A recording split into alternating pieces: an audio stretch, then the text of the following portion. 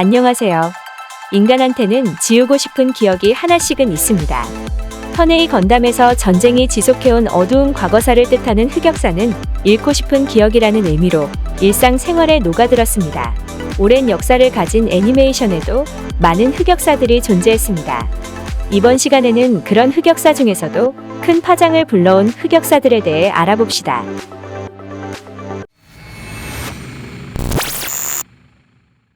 애니메이션 업계에는 특이한 전통이 하나 있습니다.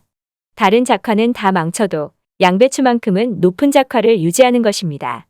그런 전통이 만들어진 이유는 새벽녘보다 유리색인의 흑역사 때문입니다. 새벽녘보다 유리색인의 애니판의 양배추를 자르는 씬에서 작화 오류로 인해 양배추로 전혀 볼 수 없는 탱탱볼 하나가 그 자리를 대신하고 있었습니다. 이 작화 붕괴는 여전히 애니메이션 업계에서 양배추하면 작화 붕괴를 떠올릴 수 있게 하는 큰 파장을 불러왔습니다. 이후 밝혀진 바에 따르면 이렇게 된 것에는 시간적 문제로 인해 하청 업체에다가 문제의 이 장면을 맡겼는데 실수로 양배추 사진을 안 보내서라고 합니다. 근데 아무리 그래도 탱탱볼을 자를 일이 있나라는 의문도 들지만 깊게 생각하지 않는 것이 좋을 듯합니다. 이 사건으로 인해 애니메이션 역사상 처음으로 오직 작품에 의해 반다이 비주얼의 주주총회에서 문제작 취급을 하고 직접 시청자 사과를 발표했습니다. DVD에서 이 장면이 고쳐지기는 하였지만 그럼에도 좋은 작화라고 하기 힘든 장면입니다. 보통 애니메이션이 극장에서 개봉을 할 때 제작이 완료된 상태에서 개봉을 합니다. 하지만 이 작품은 미완성 작품입니다. 그걸 감안하고 보시기 바랍니다. 돈은 환불해드리지 않습니다. 대신 완전판을 비디오로 보내드리겠습니다. 라는 쪽지를 받고 영화를 본 관객이 존재하는 영화가 있습니다. 그 전설의 작품은 일본과 한국 합작 애니메이션인 건드레스입니다. 색칠이랑 명암 처리가 안 되어 있는 것은 기본이고 밑그림 상태로 돌려놓는 장면도 존재했을 정도로 아수라장이었다고 합니다. 이런 이야기는 역으로 화제가 되어서 대략 7,000명의 사람들이 영화관에서 관람을 했고 제작사는 1999년에 개봉된 애니를 2000년에 되어서야 완성판으로 발매할 수 있게 되었습니다. 이 전대미문의 사건은 토에이한테도 큰 타격을 줘서 토에이의 흑역사 중에 하나로 기억되고 있습니다. 살짝 어이가 없는 이야기지만 미완성본의 완성도가 완성본보다 높다고 평가하는 사람들도 있다고 합니다. 완성본은 그냥 평범하게 재미가 없지만 미완성본은 이런 작품이 존재할 수 있다는 충격과 애니메이션 제작이 어떻게 되는지 시각적으로 보여주기 때문에 그런 것을 감상한다면 나름대로 신기한 경험이 될 수도 있습니다. 어느 나라든지 자국에 대한 우월의식을 가진 사람들이 있습니다. 근데 이게 조금 안 좋은 방향으로 흘러가서 애니도 원작도 코믹스도 흑역사 익스프레스를 탄 작품이 있습니다. 일본 우익 애니메이션의 최악의 결말을 보여주는 작품은 두 번째 인생을 이세계에서입니다. 사실 스토리만 보면 참 정형적인 이세계 양판소입니다. 그저 주인공의 성격이 수천 명의 사람들을 아무런 거리낌 없이 죽이는 것이 문제인 그저 평범한 주인공이 짱짱맨인 작품입니다. 근데 피카레스크물을 설명했을 때도 말씀드렸지만 기본적으로 작품에서 주인공이 악한 행동을 할 때는 어느 정도 이유를 부여합니다. 그게 아니더라도 누군가는 그 행동에 의문을 가지게 됩니다. 아무리 전쟁 중이라고는 하더라도 괜히 전쟁 후 PTSD라는 것이 존재하는 것이 아닙니다. 하지만 이런 소설 내의 문제점은 그냥 무시하더라도 작품 연재에 독이 될 발언을 원작가가 트위터에 올렸습니다. 이 여파로 애니메이션 주역 성우들이 전원 배역 하차를 결정하였고 애니메이션도 중지가 되었습니다. 사실 이 사건이 이렇게 커진 것에는 중국도 같이 언급했기 때문이지만 그래도 애니화 취소, 한국 정발 정지, 후속권 정지 등 다른 우익 작품들과 비교해서 상당히 큰 처벌을 받고 현재는 후에 그나마 재연재를 시작한 코믹스도 조기 완결을 당한 채 움직임이 없습니다. 또 1승을 차지하는 퍼거슨 감독님.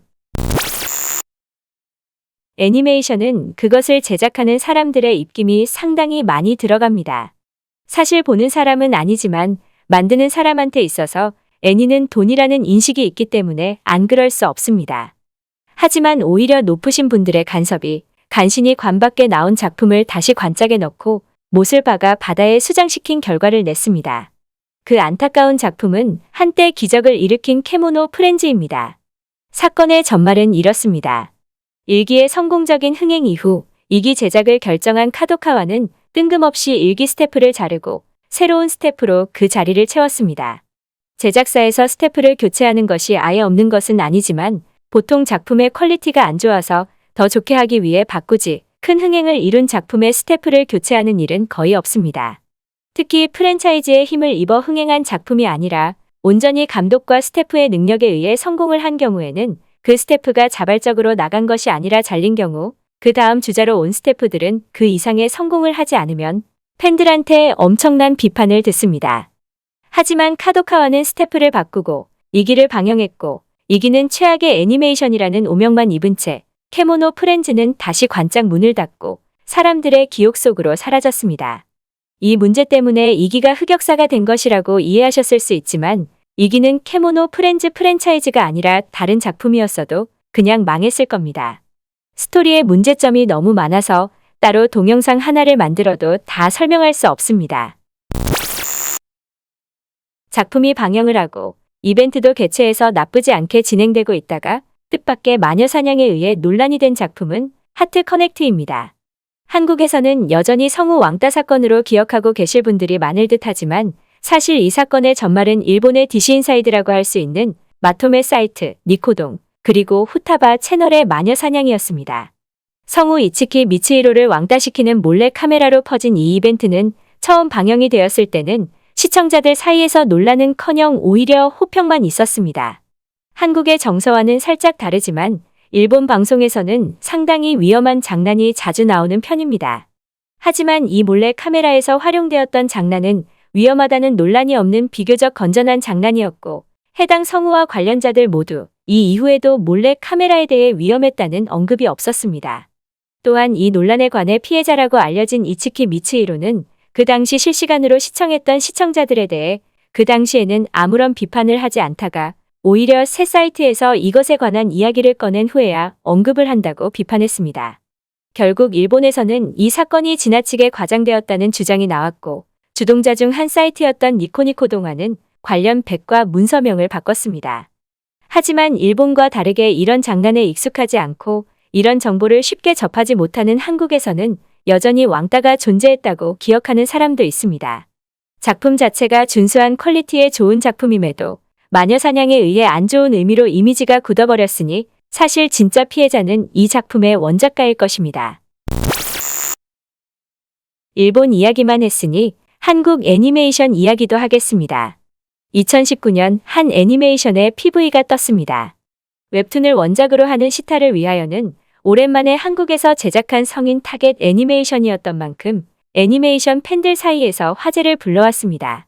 일본에 비해 상당히 작은 규모를 가지고 있는 시장이었기 때문에 펀딩을 받아 시작된 시타를 위하여는 원작 팬들과 애니메이션 팬들의 힘을 받아 목표액의 156%인 7,809만 4,200원을 벌었습니다.